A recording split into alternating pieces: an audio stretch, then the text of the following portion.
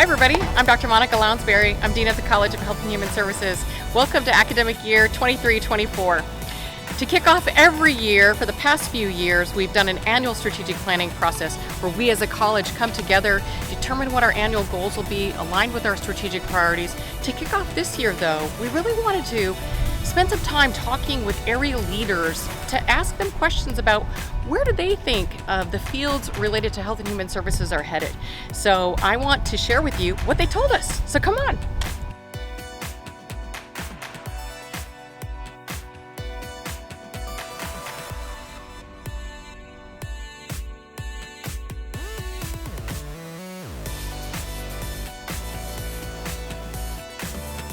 With our one and only Mayor Rex Richardson. Come with me. We're at the Hermosa Police Department. Hi, Paul. It's nice to see you. Nice Thanks to so see much you. for having us. Absolutely. Welcome to the police department. Thank you. It's our pleasure to be here. Okay, so here we have today, we're with Joseph Kanowiecki, and he is an amazing, and it has an amazing background in healthcare and currently is chair for Alignment Health. Here we are at Lazy Dog's headquarters. We're gonna go visit with the CFO, Steve Price. Hey, Steve! Monica.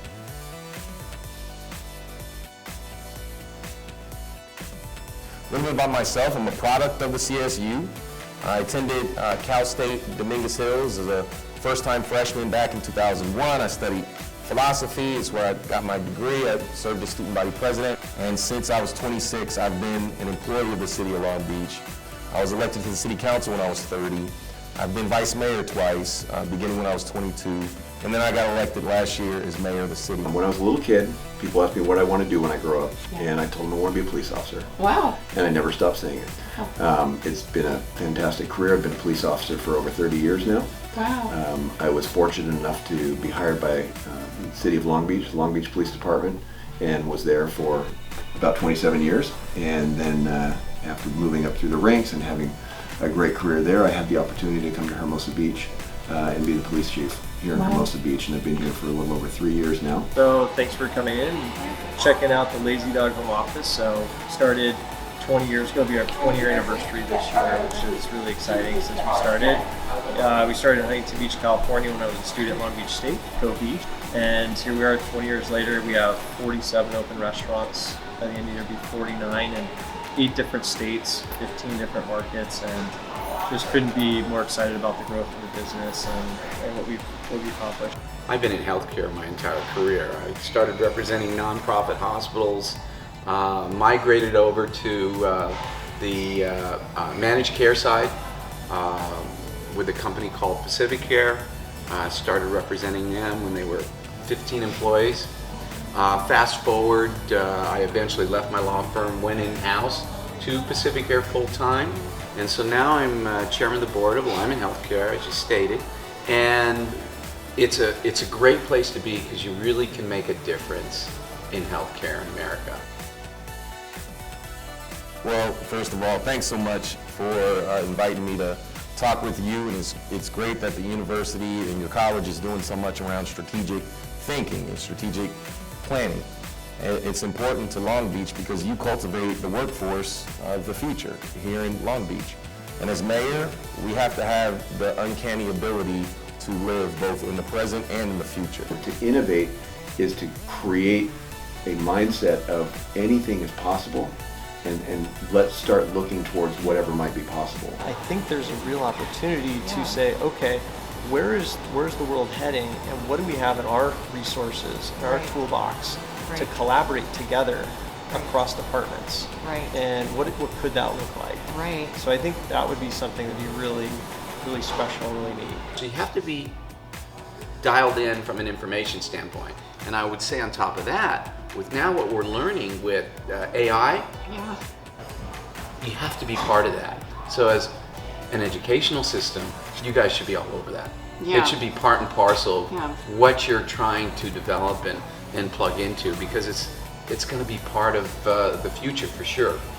The decisions that we make today shape the outcomes, the quality of life for our residents in the future, and folks expect that from their leadership. So we're certainly fortunate to have Cal State Long Beach here in our community.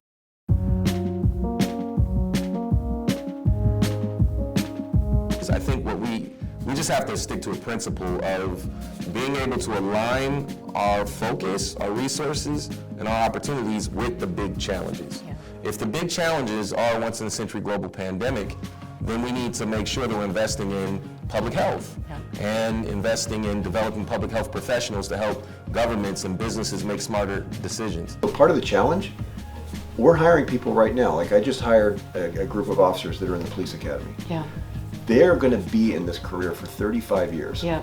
So they're learning a way to do things now, which within 5 to 10 to 15 years into their career is going to completely obsolete, change. maybe, huh? Okay. So who am I looking for when I bring people into this workforce? Not somebody that can do today's skills, but somebody that can adapt to what's going to be coming that we don't even know what that is. Yeah. For our industry, for hospitality, I think the industry's changed a bit where people are at home more and they're working on the work-life balance, and what does that mean for them individually, and then what does it mean from a society standpoint? People are now doing hoteling for offices, and there's a lot of studies even before the pandemic that said people work harder at home.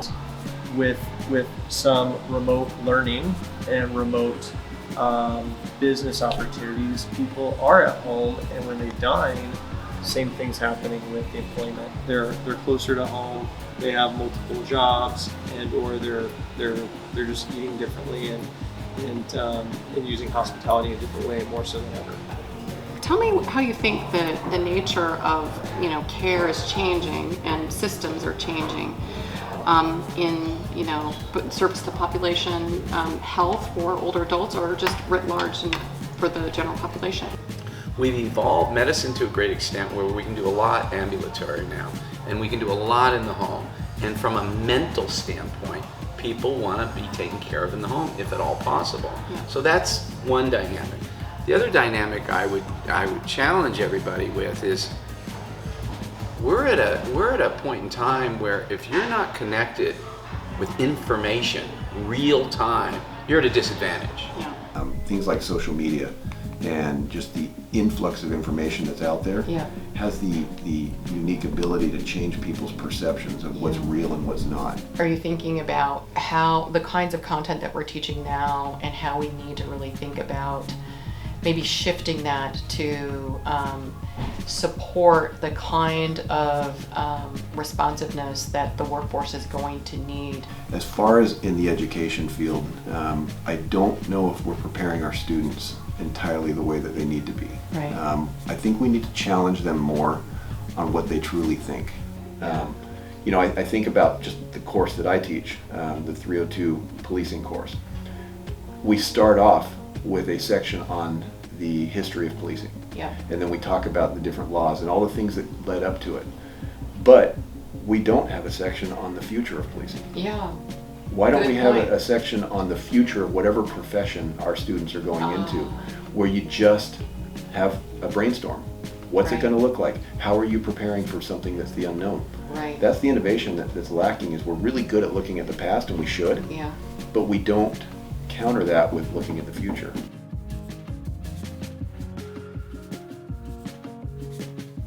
If our big challenges are emerging technologies like AI, then we should be preparing our communities to be co-pilots of that AI. I think with AI, you guys need to be in that business. You're putting out smart people. They need to know how to live in that world. I've always thought, and I've talked with people on this, why not use VR to prepare people for the procedure they're ready to have that everybody's so anxious about, right?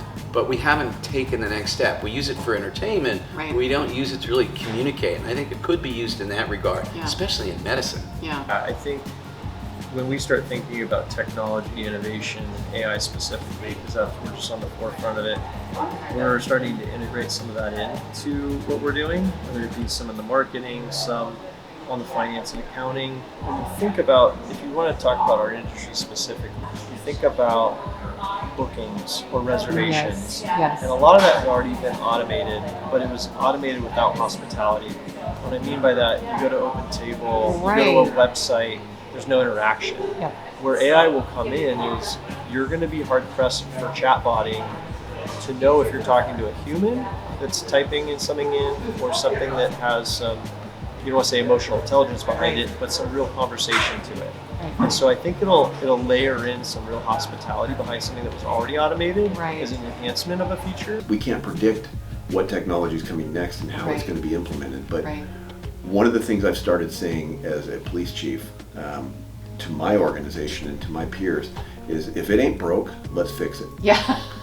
And you think about what that means Yeah. is we get very, very comfortable with the status quo. Yes. We get comfortable with best practices. Yeah. We need to start thinking about things that can be better even though it's working good. Yeah. And that's where technology comes into play. Yeah. So I look at things like artificial intelligence. Uh-huh. We could start with the training, right? It's gonna create an entirely new type of training where the virtual reality training is already here, Yeah. but it's only gonna get better, where we're gonna be able to put our officers in scenarios where they can diffuse violent situations, they can have active shooter training, Yeah. they can have vehicle pursuits, Yeah. and the things that they need those kinds of skills without actually putting them in that, it's gonna be incredible. But Yeah. what I really see with the technology coming are areas that it's going to change the way policing is done. Yeah.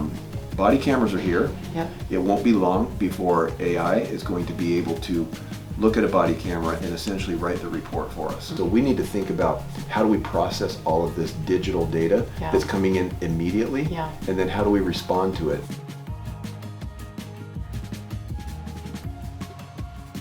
We may not know what all the opportunities are, but we have to be open to innovate. And the fact that Long Beach is a big city, it's a top 40 city in America, we're a public health city, one of 3 cities in the whole state, and the only big city in California with a public health department. We're a college town with Cal State Long Beach City College, and my alma mater right on the border, That's Cal right. State Dominguez We Hills, love Dominguez Toros, Hills. right? So we're an ecosystem that's prepared for innovation and new ideas. Yep. And as we think about emerging technology and new industries, we're gonna sort of count on that ecosystem that we have to be able to fill those gaps. I think what will be very innovative is, let's use the aging of the population. Aging of the population, boomers specifically, they're used to a different lifestyle than their previous generation. Yeah. And I think there's a real opportunity between aging of the population, the nursing component, and hospitality to really come together. Yeah. And we're starting to pay attention to, what does that look like? I think there's a real opportunity to say, okay, where's the world heading, and what do we have in our resources, in our toolbox, to collaborate together across departments? You know, I don't want this to be a conversation just, I'm police, therefore it's the School of Criminology and Criminal Justice. We can work with any department. I can learn from any department. There are so many things that we need to know about, that we are oftentimes one-track minds on what we're trying to solve a problem with. And we're trying so hard in the College of Health and Human Services to break down our own disciplinary silos, and one of our strategic priorities is really to drive interdisciplinarity. I will tell you that when in my previous command, we had a team building day for all the supervisors, and I felt that it was an important opportunity for us to talk about leadership concepts. Yeah. So instead of bringing other police leaders in, I actually brought in a couple of staff members from Cal State Long Beach. Oh, awesome. And I had them sit in a panel that included a couple other community members. Yeah. And they spoke about leadership from their eyes and their perspective. As a society, especially with today's interrelationships, we need to be very focused on keeping our tolerance, accepting the opposite view of people and respecting it, and walk away friends.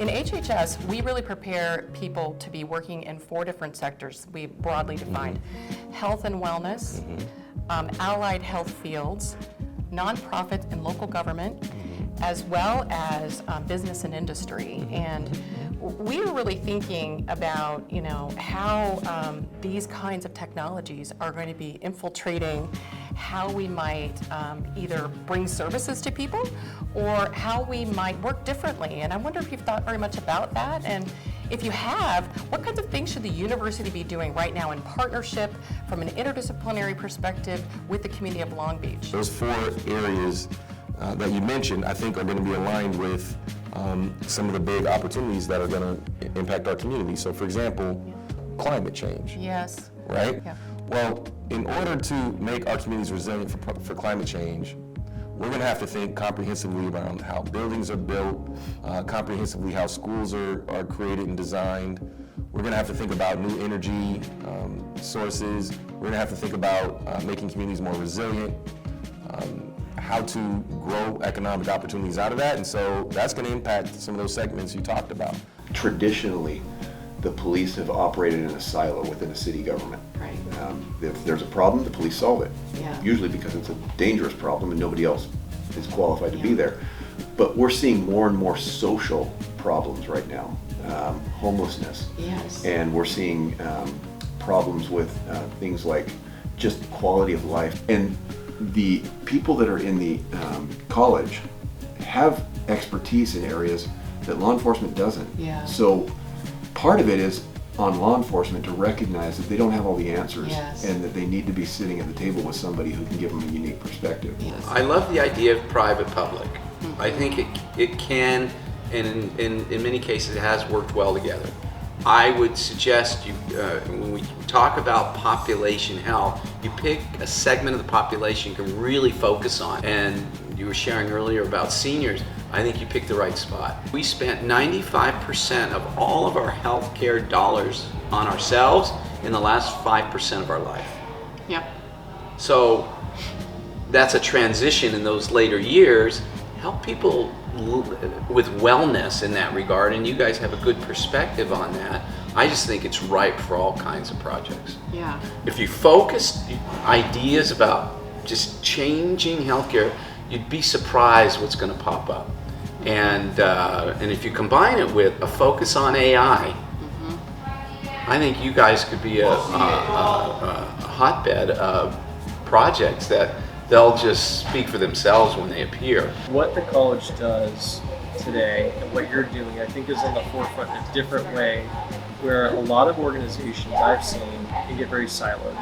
And so it's really honing in on how is the technology going to change the industry and what new jobs are going to come in that nobody's even thought About yet. Exactly. That's And what's I'm coming. I'm really interested in being at the forefront of that. And I really want to challenge our faculty to begin thinking about that and partnering up with industry leaders and thinking about what is next. We can even think about the role of healthcare as we look at emerging industries like Long Beach, where we're pretty engaged in space, Yep. right?